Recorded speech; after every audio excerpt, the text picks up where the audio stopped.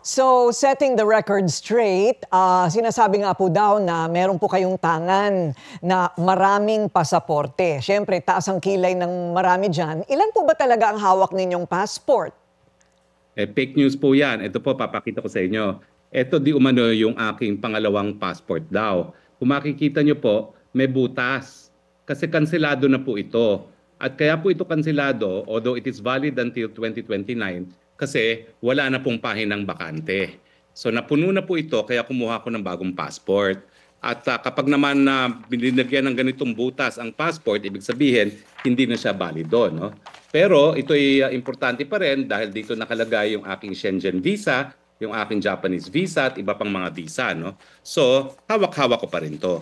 Pero yung aking current passport ay nasa possession na po ng Embahada ng Netherlands. Sa totoo ko rin hindi ko maintindihan kung anong makukuha ni Secretary Boying Remulla doon sa pagsisinungaling na marami daw akong passport. All you have to do is to verify with the DFA. Dahil silang issuing passport, ito po, malinaw na malinaw, di umano yung aking second passport, may butas na po, kanselado dahil puno na nga po ang pahina. Although valid until 2029. So bakit po sa palagay ninyo ginagawa nila ito? Kung sa palagay po ninyo wala pong basihan at madali naman pong maberipika. Talagang pinasasama po nilang imahe ko. No? It's part and parcel of concerted effort for character assassination para palabasin na napakasama kong tao.